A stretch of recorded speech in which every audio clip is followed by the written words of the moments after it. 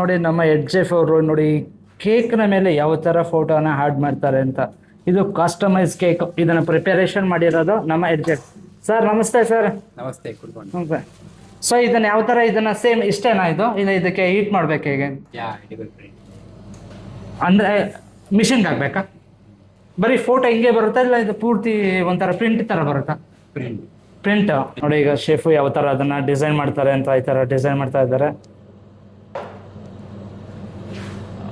So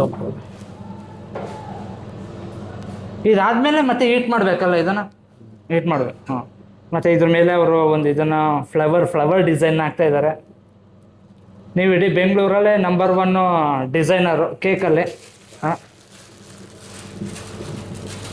sir, ನಿಮಗೆ ಪ್ರತಿದಿನ ಅಲ್ಲ 2 ದಿನಕ್ಕೊಂದ್ಸತಿ ಸರ್, 2 ದಿನಕ್ಕೊಂದ್ಸತಿ ನಮ್ಮ ಆಡಿಯನ್ಸ್ಗೆ ಅಚ್ಚ ಡಿಸೈನ್.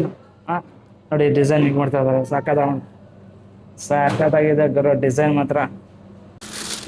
ಗುರು ಕಸ್ಟಮೈಸ್ ಕೇಕ್ನ ನೋಡಿ ಯಾವ ಥರ ಡಿಸೈನ್ ಮಾಡಿದ್ದಾರೆ. ಇದನ್ನು ಡಿಸೈನ್ ಮಾಡಿದ್ದು ನಮ್ಮ ಚೆಫ್ ಅವರು, ಅವಾಗಲೇ ತೋರಿಸಿದ್ನಲ್ಲ ಅವರು. ಸೊ ಇದಿಷ್ಟೇ ಅಂತೆ, ಇಷ್ಟೇ ಡಿಸೈನ್ ಫೈನಲ್ ಆಗಿದೆ. ಇದನ್ನು ಏನು ಮಾಡೋ ಆಗಿಲ್ಲ, ಡೈರೆಕ್ಟ್ ಕಸ್ಟಮರ್ಗೆ ಕೊಡ್ಬೋದು. ಬಟ್ ಇದು ಕಟ್ ಮಾಡೋಕ್ಕಾಗಲ್ಲ. ಇದು ಕಟ್ ಮಾಡೋದ್ರಲ್ಲಿ ಪೇಪರ್ ಇರುತ್ತೆ, ಮಾಡ್ಬೋದು. ಅಂದರೆ ಇದು ಪೇಪರ್ನ ಕಟ್ ಮಾಡೋ ಥರ ಮಾಡಿರ್ತಾರೆ. ಇದು ನಾಟ್ ಎ ಪೇಪರ್, ಇದು ಶುಗರ್ ಶೀಟ್. ಓ ಶುಗರ್ ಶರೀಫ್. Sugar sheet. ಓ ಗುರು, ಇದು ನೋಡು ಶುಗರ್ ಶರೀಫ್ ಅಂತ ಗುರು. ಇದು ಪೇಪರ್ ಅಲ್ಲ, ಇದು ನೋಡಿ ಇಲ್ಲಿ ಇದೆಲ್ಲ, ಇದು ಫೋಟೋ, ಅದು ಪೇಪರ್ ಅಲ್ಲ, ಇದು ಶುಗರ್ ಶರೀಫ್ ಅಲ್ಲಿ ಆ ಥರ ಡಿಸೈನ್ ಮಾಡಿರೋದು. ಹೇಗೆ ಅದು ಮಾಡೋದು? How is sugar Sharif is printed. Sugar printed. ಓಹೋ.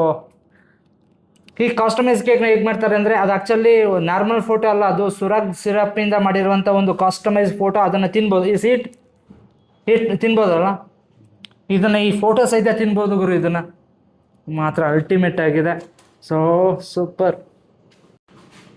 ಕಾಸ್ಟ್ ಹೋಗ್ತಾರ 1800.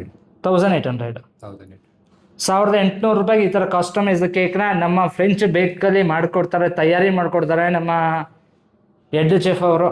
ಸೊ ಕಾಂಟ್ಯಾಕ್ಟ್ ಮಾಡಿ ನೋಡಿ.